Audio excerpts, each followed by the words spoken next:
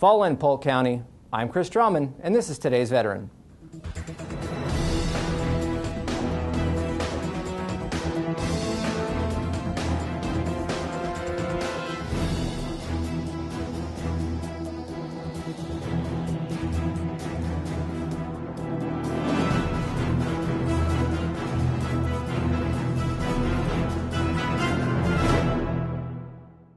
Hello and welcome. Once again, I'm Chris Drummond with the Polk County Office of Veteran Services, and on behalf of our entire staff, I'd like to welcome you to this edition of Today's Veteran. In this episode, we'll talk about the latest in VA news, local events, and Senior Service Officer Mike Mason sits down with the staff of Polk Works and talks with them about the daunting task of putting Polk County veterans back to work. Now prepare to copy, Polk County. This is your SITREP.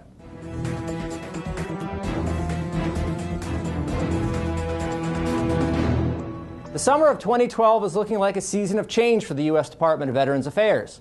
It began on 1 July when the department launched a joint initiative with the U.S. Department of Labor that sets its crosshairs on providing retraining opportunities to unemployed veterans who don't qualify for traditional VA education benefits.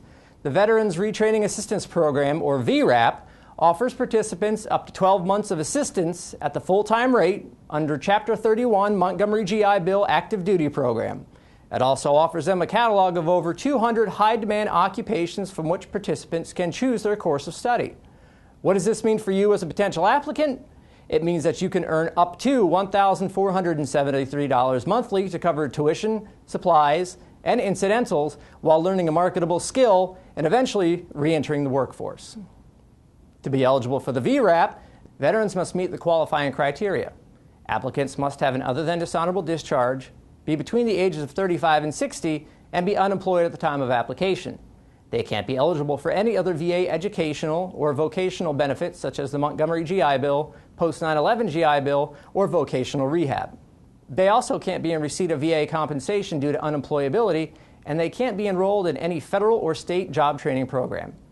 Applications are currently being accepted for the program term beginning 1 October 2012. But please keep in mind that participation is limited to 54,000 veterans, and applicants are competing for these seats on a nationwide basis. Veterans who are interested in the VRAP and meet the qualifying criteria are encouraged to visit the VA's website at www.va.gov. In keeping with this theme of change, the U.S. DVA is also taking a new approach in handling the massive number of service-connected disability compensation claims unrated due to lack of medical evaluation staff. On 30 April 2012, a contract was awarded to the Texas-based firm Veterans Evaluation Services, giving them the authority to conduct compensation and pension exams at VA medical centers in all 50 states.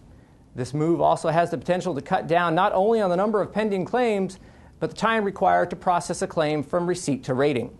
VES has begun mailing letters containing pertinent claim data, appointment dates, and locations, along with contact information to claimants awaiting C&P exams. Now, there has already been concern expressed by veterans over the authenticity of these letters, but rest assured that we have confirmed with the Florida Department of Veterans Affairs that they are indeed legitimate and should be regarded as official correspondence from the U.S. Department of Veterans Affairs. In local veterans news, it's early July, and that means the third annual Warrior Walk is right around the corner. The Warrior Walk is a memorial event put together by the Iraq and Afghanistan veterans of Polk County and made possible through corporate sponsorship from a number of local and national organizations. The Warrior Walk is aimed at recognizing veterans, fallen service members, their families, and the often unique medical, social, and financial challenges these groups face. The event begins at 3 p.m. on 28 July and includes a 2.7-mile walk around Lake Hollingsworth, a guest speaker, performance by the United States Marine Corps Silent Drill Platoon, free food, service organization representatives, and a charity raffle. As the Iraq and Afghanistan Veterans of Polk County is a nonprofit organization, proceeds from the raffle and subsequent donations go to the Community Foundation of Greater Lakeland. They will be used to fund 2 Polk education scholarships. For more information on the 2012 Warrior Walk, please visit www.warriorwalklakeland.com. This concludes the SITREP for July 2012. As always, we here at Today's Veterans strive to bring you the most up-to-date information on veterans benefits, veteran-related activities and events, and services affecting the veteran community. Now stand by for transmission as Senior Service Officer Mike Mason goes one-on-one with a very small but committed group of individuals dedicated to helping Polk County veterans transition from warfighters to the workforce.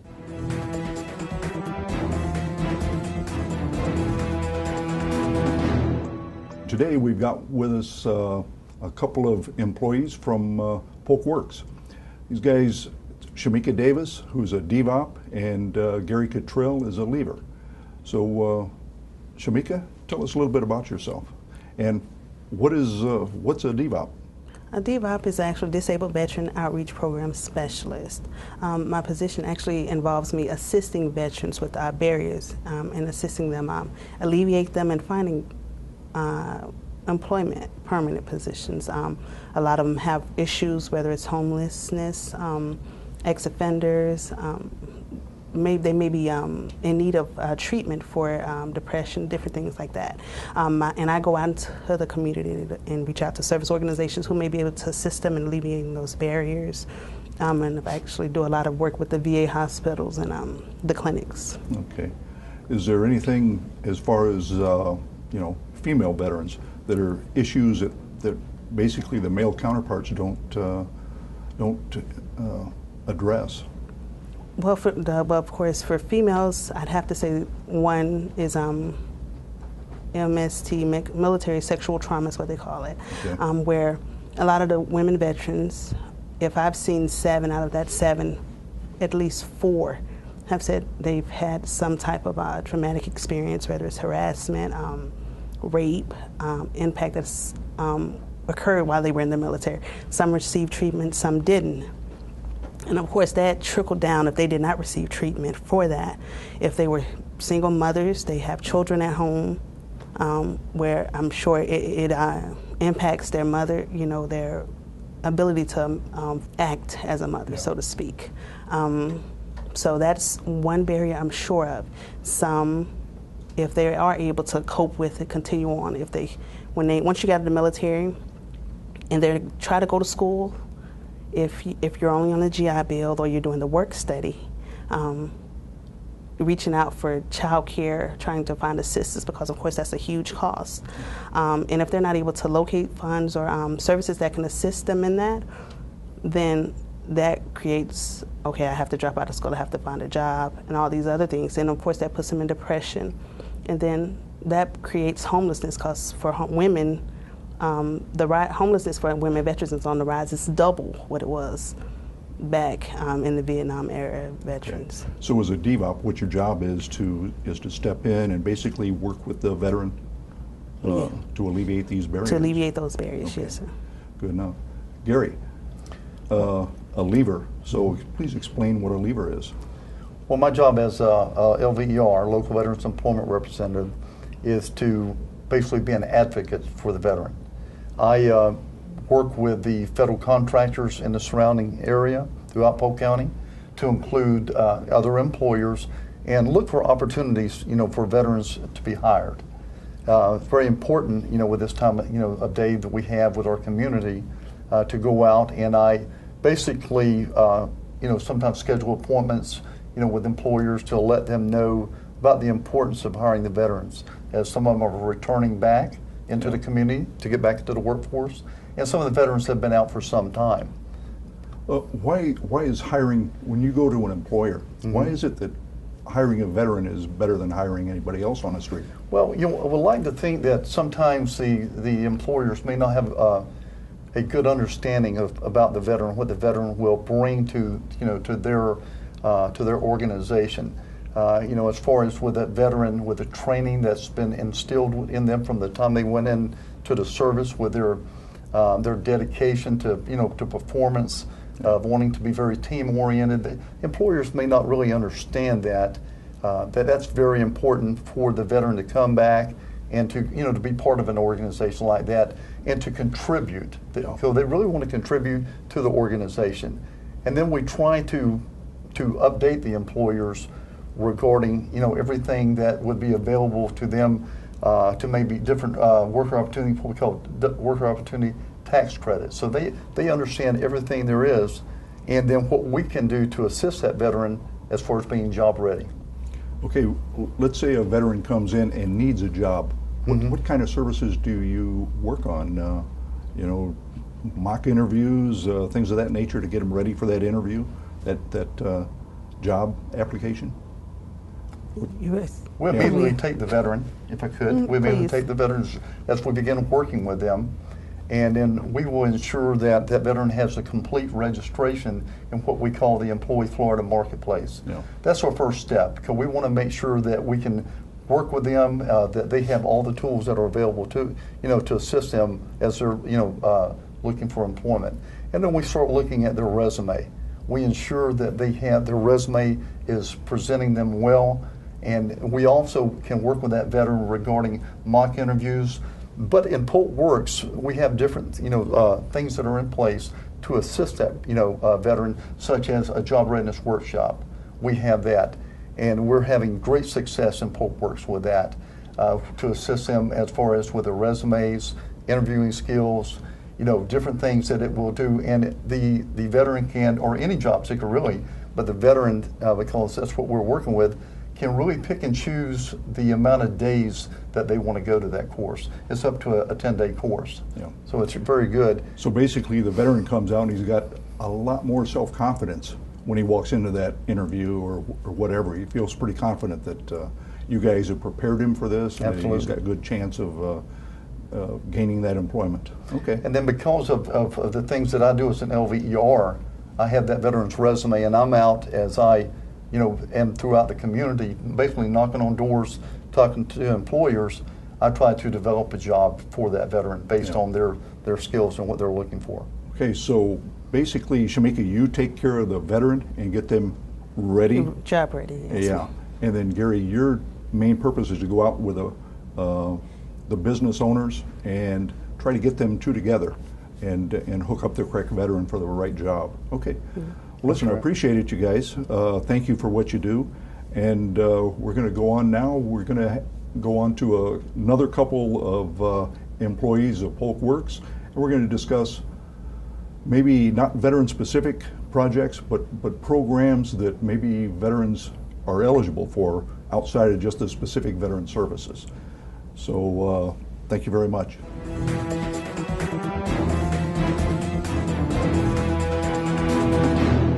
All right, welcome back. This is today's veteran, and earlier we talked to some veteran-specific programs here at Polk Works.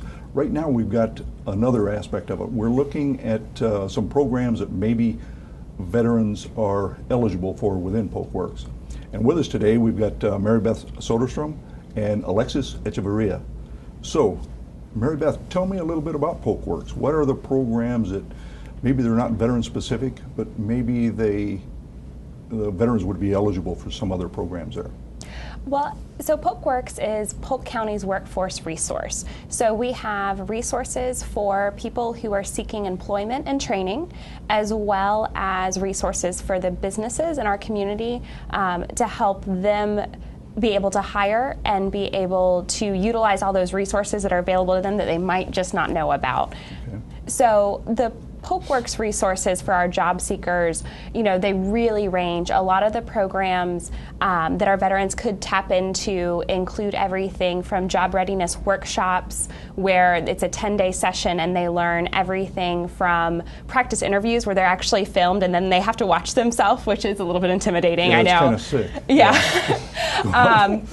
Yeah, so we have everything from that all the way through to programs that can actually help people who are eligible go back to school to get additional training so that they can get a career position that they're interested in that's in demand. Okay. Alexis, what kind of departments do you have there? You've got like WIA and all of this. Could you tell us a little bit about that? Yes, we have, we can start with the Welfare Transition Program, which is a program for individuals who are receiving cash assistance benefits, and we manage those cases. We have the FSET program, which is for individuals who are receiving food stamps, which is strictly a voluntary program.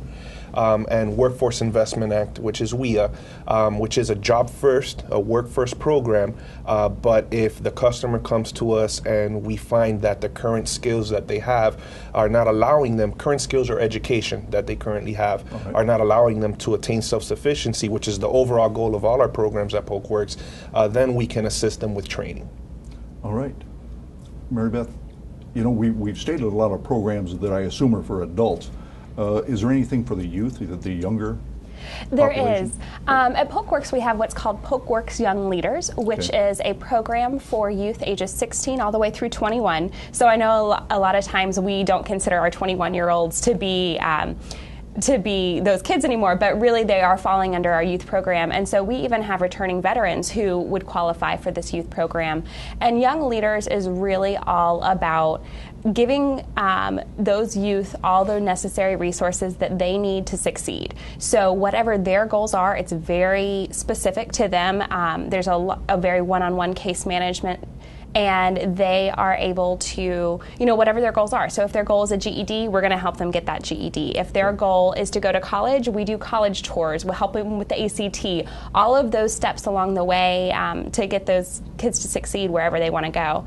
And right now, as we approach summertime, we're actually starting our 4th year of Summer Youth Employment Program, which is a program where we're actually able to put youth in a work setting for 9 weeks. So they're going to be working for up to 30 hours a week, and they get paid. And so they get that true one-on-one experience at a work site and learn all those valuable tools and resources that will help them the rest of their life. Alexis, as I go around the county, I see this great big blue bus. Is it the Mobile One Stop? Yes, it is, Mike. Could you tell us a little bit about that? Yes, and it's exactly that. It's our Mobile One Stop. The purpose of the Mobile One Stop is to reach those customers on the outskirts of the community that have difficulty reaching our main offices in Lakeland or Winter Haven.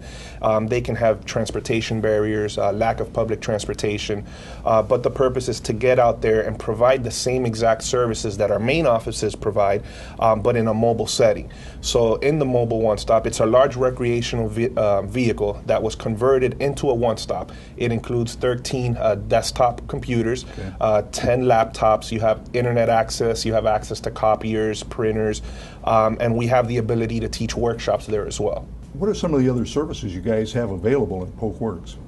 Well, one of the tools that we have that we offer to everyone that walks in our door, or you can find it very easily on our website, is called Employ Florida Marketplace. It's a statewide job search system where you're actually able to upload your resume. You can put in your specific skills that you have, so that not only can you search for jobs, but employers can actually look for you by those specific skills. And there are a lot of resources on that website about labor market information, so you can learn what jobs are in demand. And that's something that we offer. And we also have workshops to help you really navigate that system to its fullest advantage. All right, do they get some assistance when somebody off the street is not going to know exactly what to do when they come in here?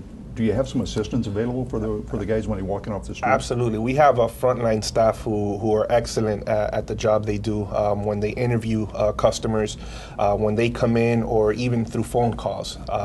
We have an excellent job matching, job referral system in place where basically anybody in the community that's qualified for a position that they're interested in Employ Florida can come in or call our office, and we can then refer them to that opportunity. Okay.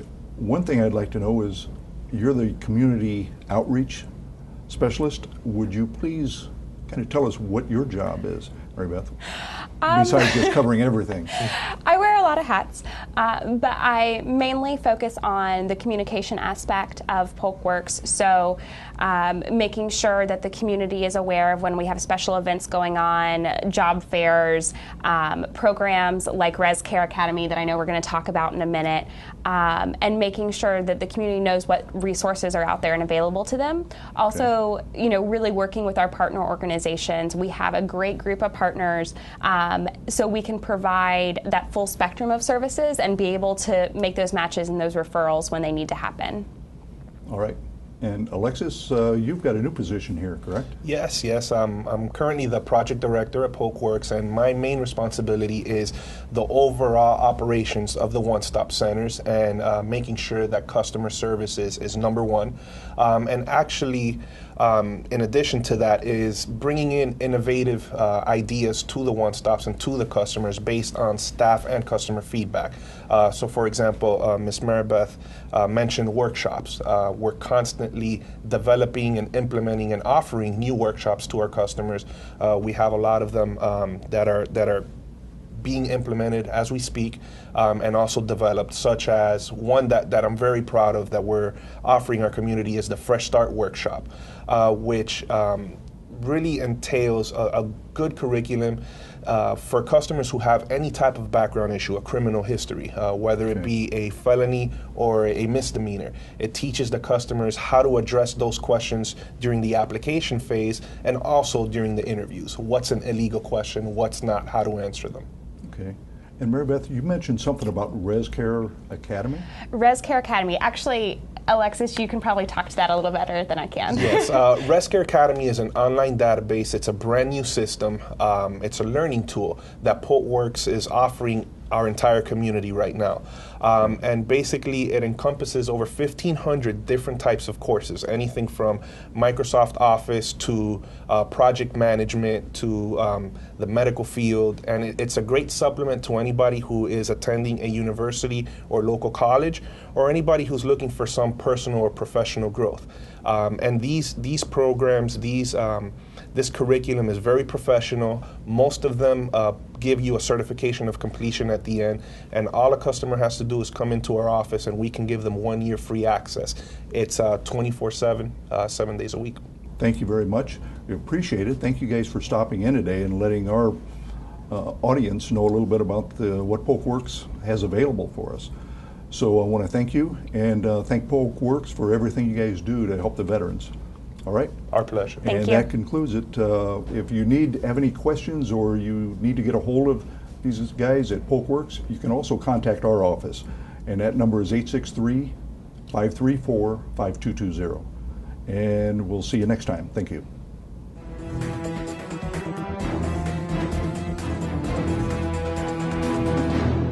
Thank you, Mike.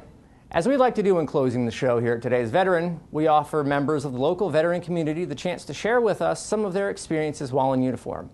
This month, we're joined by Tommy Anderson and Mike Cassidy as they talk about the time they spent in the United States Army. I'm Tommy Anderson, born in West Virginia. I joined the Army. I volunteered in 1968.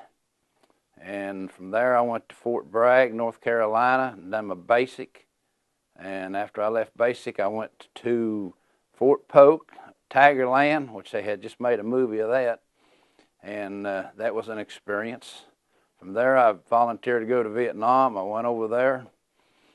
And I went over there with all my infantry friends, and we kind of got separated because they sent them off to all the infantry units at that time, and they sent me to Queen Yan to an airfield.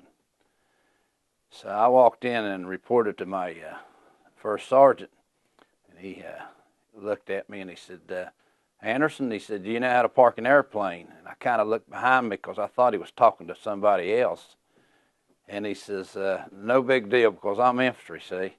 And he said, no, he said, I just need a follow-me driver. And I was still going, I don't know what it is, but he said it'd be all right. So he put me in the unit there, and I stayed there 3 or 4 months. And then the 101st called, and they need some infantry boys up north in Fubai. From there, I went to Fubai on a big fire base up there. And that was another experience in life. I really don't want to get into that. But other than that, I came back to Fort Campbell, Kentucky. And then I went back to West Virginia, and now I moved to Florida. I joined the post about 18 years ago, and I became an officer here helping veterans. I've been the historian. I'm now on the exec committee. But other than living my life as a retired Spec 4, I'm enjoying life, and that's it.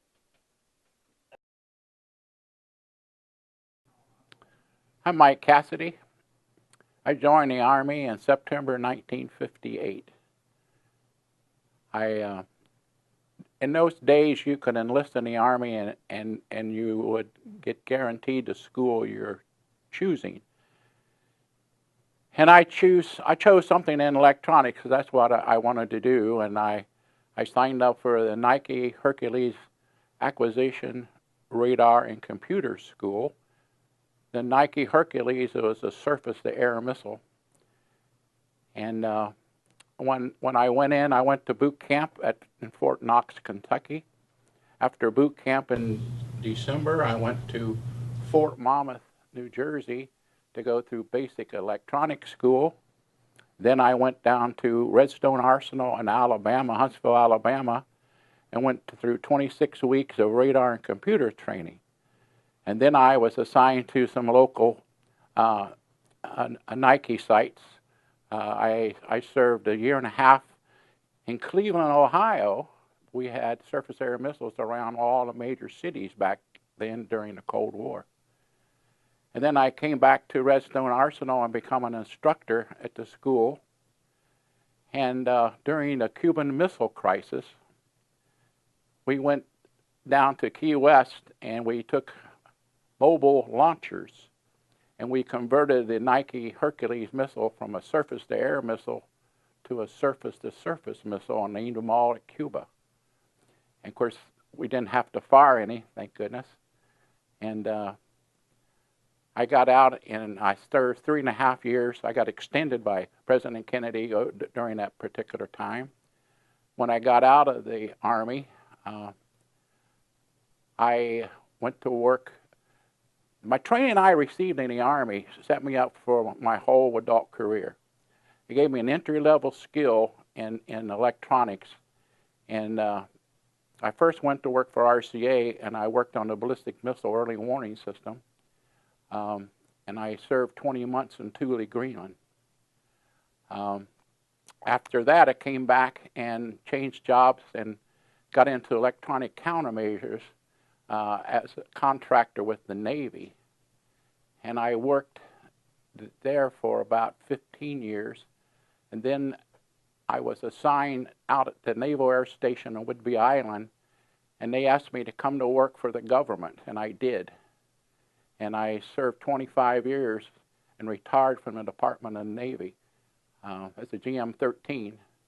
And then I went to work for some private companies. And my last job, which was very interesting,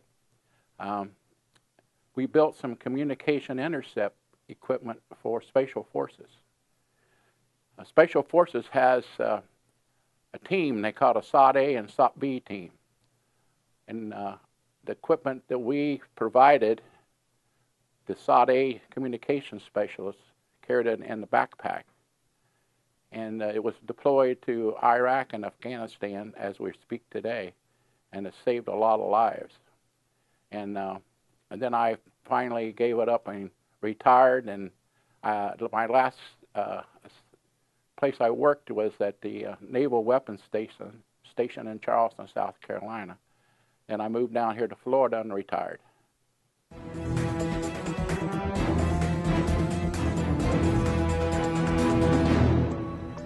This brings us to the end of our program. Be sure to join us here next month when I have the privilege of sitting down with freshman member of the U.S. House and Polk County native son, Congressman Dennis Ross. Before we go, I'd like to take a moment and extend to you all a very happy Independence Day. This July 4th marks the 236th birthday of the United States. And although we strive to be a society of peaceful resolution, we simply can't forget that the iron used to build this nation was forged in the furnaces of war. Support your local veterans, because at some point, they supported you. This has been today's Veteran for July 2012. I'm Chris Drummond, and from everyone here at the Polk County Office of Veteran Services, thank you for joining us.